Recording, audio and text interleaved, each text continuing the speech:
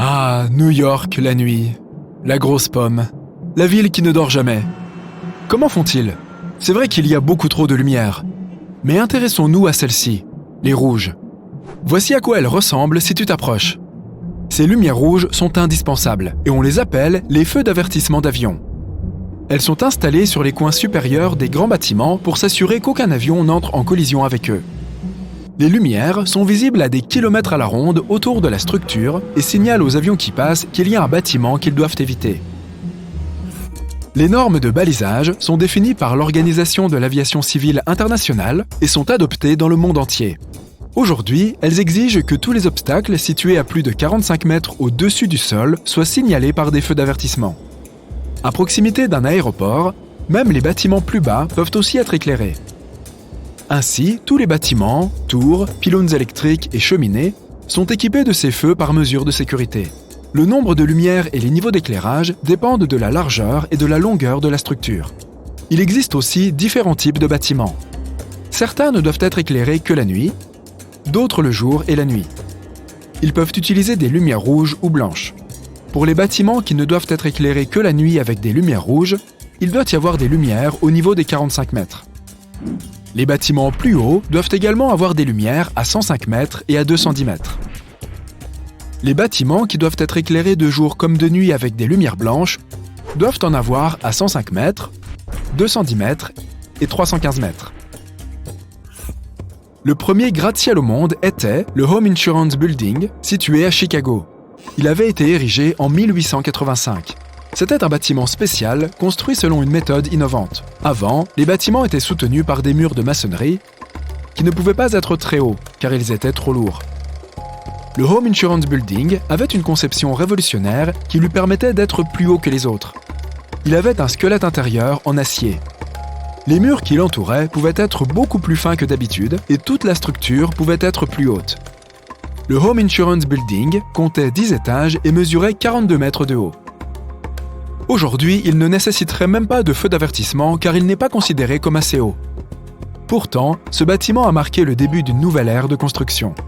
Il est resté debout jusqu'en 1931, date à laquelle, avec plusieurs autres bâtiments autour de lui, il a été démoli pour construire quelque chose de nouveau, le Field Building, qui existe encore aujourd'hui. En 1931, l'année où le Home Insurance Building a été démoli, l'Empire State Building a été achevé. Il mesure 381 mètres de haut, soit 10 fois la hauteur du Home Insurance Building. Ce bond technologique a été réalisé en l'espace de seulement 46 ans. L'Empire State Building est devenu le plus haut bâtiment du monde. Aujourd'hui dépassé depuis longtemps, c'est le gratte-ciel qui a détenu le record le plus longtemps. Pendant 39 ans pour être exact. En 1970, le World Trade Center est devenu le plus haut, même s'il ne l'était que de 30 mètres supplémentaires. Aujourd'hui, un peu plus d'un demi-siècle plus tard, l'Empire State Building n'est classé que 53e sur la liste des bâtiments les plus hauts du monde. L'humanité est montée bien plus haut encore. Désormais, le champion du monde est le Burj Khalifa, situé à Dubaï, aux Émirats Arabes Unis. Le bâtiment a été terminé en 2010. Il mesure 828 mètres de haut, soit plus de 2 fois la hauteur de l'Empire State Building. Les gratte-ciels sont souvent faits de verre pour plusieurs raisons. Tout d'abord, on peut façonner le verre dans toutes les formes possibles. Ainsi, le gratte-ciel peut être autre chose qu'une simple tour ennuyeuse comme auparavant. On peut en concevoir dans n'importe quelle forme fantaisiste, comme on en voit dans le monde entier. Deuxièmement, le verre est fin. Il n'y a pas besoin de murs épais, comme à l'époque d'avant le Home Insurance Building. Les murs sont plus fins et les étages sont plus hauts, ce qui donne plus d'espace intérieur. Le verre est aussi assez léger et permet de rendre le bâtiment très haut. La transparence du verre réduit aussi le besoin d'éclairage électrique à l'intérieur. C'est donc aussi plus économique à l'usage. De plus, le verre résiste à la température et aux intempéries. Et enfin, il a tout simplement l'air chic et moderne. Regarde ces deux bâtiments. Le deuxième a clairement l'air plus avant-gardiste. Les gratte-ciel sont d'abord apparus aux États-Unis mais sont ensuite devenus très populaires en Asie, laquelle abrite désormais plus de 7500 gratte-ciel. Aujourd'hui, un gratte-ciel est officiellement une construction de plus de 150 mètres de haut. 9 des 10 plus hauts bâtiments du monde sont situés en Asie. Le pays qui compte le plus de gratte-ciel est la Chine, avec plus de 3000 d'entre eux. l'Asie a la plus grande population du monde et son économie est en plein essor. Ainsi, s'accroître en hauteur s'est avéré être une solution parfaite pour accueillir plus d'habitants et d'activités dans les villes. Le deuxième continent le plus fourni en gratte-ciel est l'Amérique du Nord, avec plus de 1000 gratte-ciel. La ville de New York compte à elle seule plus de gratte-ciel que toute l'Europe. Et voici la prochaine question. Pourquoi les Européens ne construisent-ils pas autant de gratte-ciel ? On n'en compte que 250. Et la moitié d'entre eux sont situés dans seulement 3 villes. Moscou, Russie, Istanbul, Turquie, et Londres, Royaume-Uni.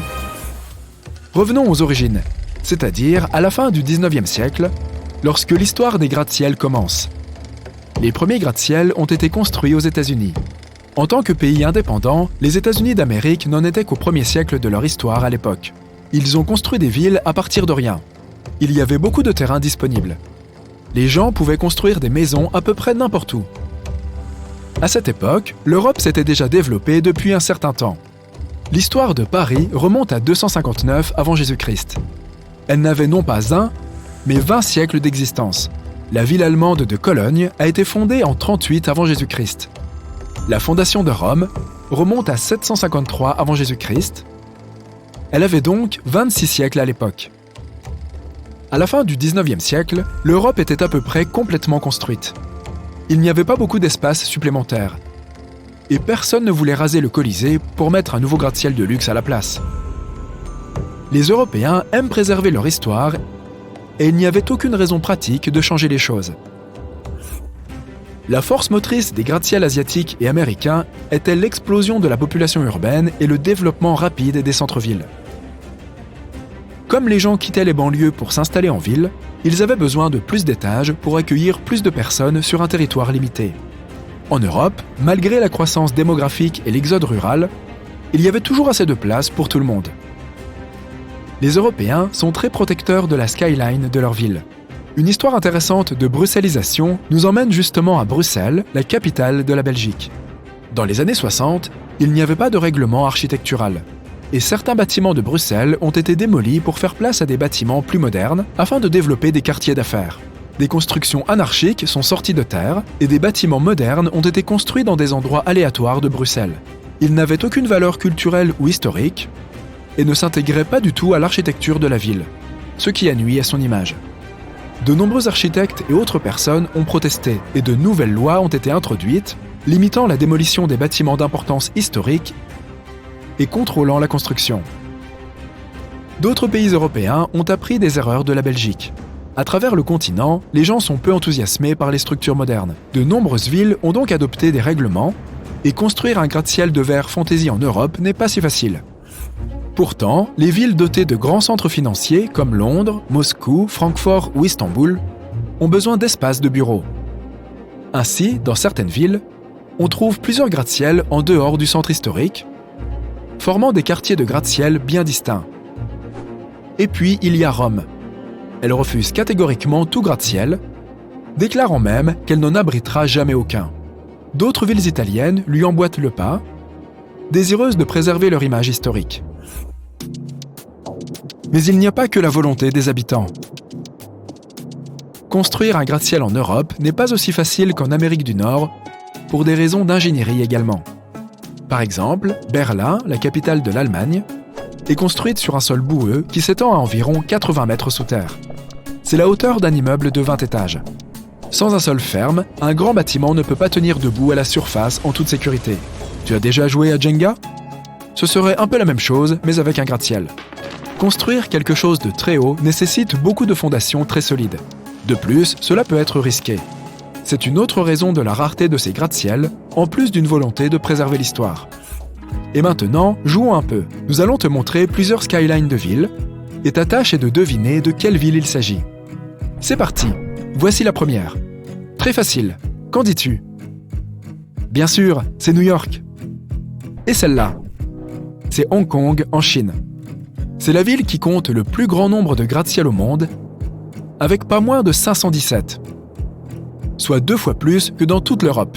Ok, passons à la suivante. Quelle est cette ville ? C'est Dubaï, aux Émirats Arabes Unis. Au fait, voici à quoi ressemblait la ville en 1990, avant qu'ils ne trouvent du pétrole. Oui, c'est la même ville. Et oui, il y a juste une différence de 30 ans entre les deux photos. Peux-tu reconnaître celle-ci? C'est Chicago, bien sûr. Quelle est la suivante? C'est Francfort, en Allemagne.